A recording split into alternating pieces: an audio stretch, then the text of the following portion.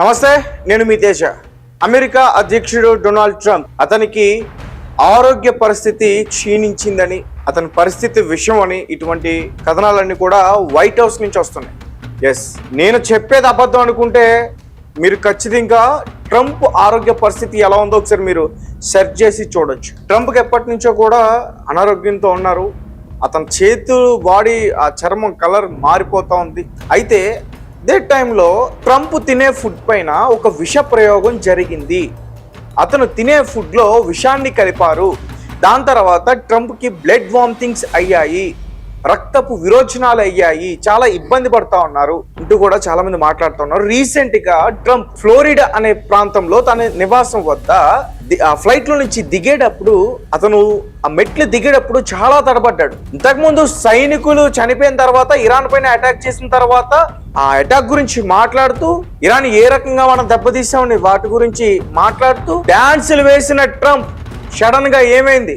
అదే ట్రంప్ ఇప్పుడు విమానం ఆ మెట్లు దిగుతూ ట్రంప్ దాని పక్కన సపోర్ట్ లేకుండా దిగలేకపోతున్నారు. ట్రంప్ అడుగు సరిగ్గా పడట్లేదు ట్రంప్. సో అతను తినే ఫుడ్ పైన విష ప్రయోగం అయితే జరిగింది. దీనికి సంబంధించి వైట్ హౌస్ డాక్టర్ ఎవరైతే ఉన్నారో జాక్సన్, ఆయన కొన్ని విషయాలన్నింటినీ కూడా వెల్లడించారు. అతనికి చాలా ఇష్టమైన ఫుడ్ మీట్ లోఫ్ రెసిపీ, ఇతను చాలా ఇష్టంగా తింటారంట ఫుడ్ ని. ఆ ఫుడ్ లోనే ఎవరో ఒక విషయాన్ని కలిపారు. మరి ఇది ఇరాన్ పనా, లేకపోతే ఈ పని ఇంకెవరు చేస్తుంటారు? ఆల్రెడీ ట్రంప్ చేస్తున్న ఏదైతే దాడులకు సంబంధించి అమెరికాలో కూడా చాలా వ్యతిరేకత ఉంది. ఇటు సైనికులు కావచ్చు, ట్రంప్కి ఆపోజిట్గా ఉన్నవారు, ఆపోనెంట్గా ఉన్న ఇతర పార్టీస్ కావచ్చు, అక్కడ అమెరికా ప్రజా పౌరులు కావచ్చు, చాలా మంది కూడా వ్యతిరేకతను చూపిస్తున్నారు. నువ్వు ఇక యుద్ధాన్ని ఆపు అంటే, లేదు నేను ఆపని ఇంకా చేస్తానని ఊరేగుతున్న ఈ ట్రంప్ని కంట్రోల్ చేయలేక ఇట్లాంటి ప్రయోగాలకి అమెరికా పాల్పడిందా? అమెరికాకి సంబంధించిన పౌరులు ఎవరైనా పాల్పడ్డారా?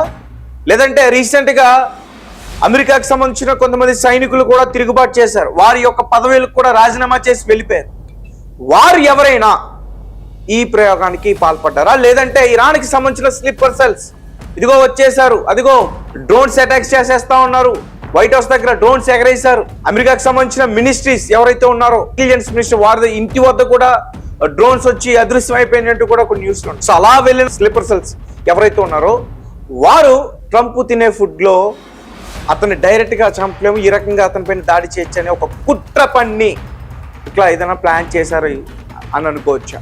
ఇట్లా చాలా అనుమానాలు అయితే ఉన్నాయి.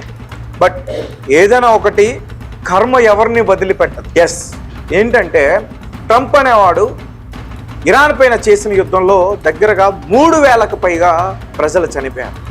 ముఖ్యంగా అందులో 165 మంది బిడ్డలు చనిపోయారు. ముఖ్యంగా 12 నుంచి 15 సంవత్సరాలు ఉన్న ఆడబిడ్డలు చనిపోయారు.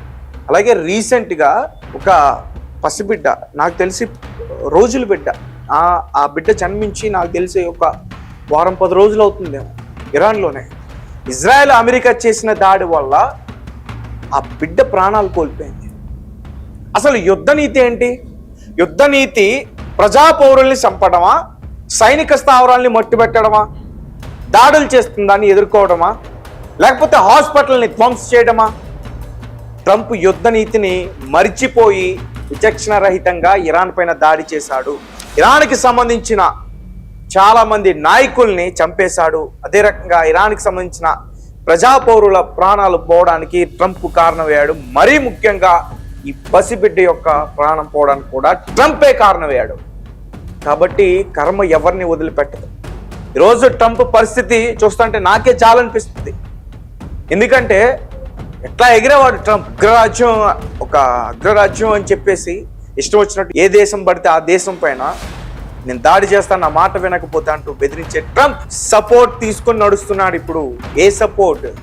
గ్రిల్స్ ఉంటాయి కదా, ఆ సపోర్ట్ తీసుకుని నడుస్తున్నాడు. సో కాబట్టి ట్రంప్ ఎంత విసిగిపోయాడు, నలిగిపోయాడు అనేది అయితే మాత్రం క్లియర్గా అర్థమవుతుంది. రైట్, దీనికి సంబంధించి నేను క్లియర్గా మరింత ఎక్స్ప్లెయిన్ చేసే ప్రయత్నం కూడా చేస్తాను. అండ్ మీట్ లోఫ్ ఏదైతే ఉందో ఆ రెసిపీలో విషాన్ని కలిపారని చెప్తున్నా, అది కూడా ఎక్కువగా అతను ఇష్టంగా తింటాడంట. ముఖ్యంగా చిన్నప్పుడు ట్రంప్ వాళ్ళ మదర్ ఎక్కువగా అదే చేసి పెట్టేదంట. సో కాబట్టి అది అతనికి బాగా అలవాటైంది, అది తింటాడు ఎప్పుడు కూడా. అమెరికా అధ్యక్షుడు డొనాల్డ్ ట్రంప్ ఆరోగ్యం మరోసారి చర్చనీయాంశంగా మారింది. నిన్న ఫ్లోరిడాలోని మార్ ఏ లోగోకు చేరుకున్న ఆయన ఎయిర్ ఫోర్స్ 1 విమానం నుంచి దిగుతున్నప్పుడు తీసిన ఒక వీడియో ప్రస్తుతం సోషల్ మీడియాలో వైరల్ అవుతుంది. ఈ వీడియోలో ఆయన మెట్లు దిగుతున్నప్పుడు కాస్త నెమ్మదిగా జాగ్రత్తగా అడుగులు వేస్తున్నట్లయితే మాత్రం కనిపించారు. ట్రంప్కి దాదాపు 80 ఏళ్ళు వచ్చేసాయి. విమానం మెట్లకు ఉన్న రైలింగ్ పట్టుకునే విధానంగా కిందకు దిగడం ఈ క్లిప్ లో రికార్డ్ అయింది. ఈ వీడియోని X, Twitter, social media platform లో చాలా మంది షేర్ చేశారు. అంటే ట్రంప్ నిజంగా వయసు అతనికి పైబడిందా, లేదంటే ట్రంప్ అలసిపోయారా, ఇట్లాంటి వార్తలు అయితే అతనికి సంబంధించి చాలా బయటకు వస్తా ఉన్నాయి. ముఖ్యంగా ఎయిర్ ఫోర్స్ 1 మెట్లు కూడా సరిగ్గా ఆయన దిగలేకపోతున్నారు. దీనికి కారణం ఏంటంటే ఆయన పైన జరిగిన విష ప్రయోగం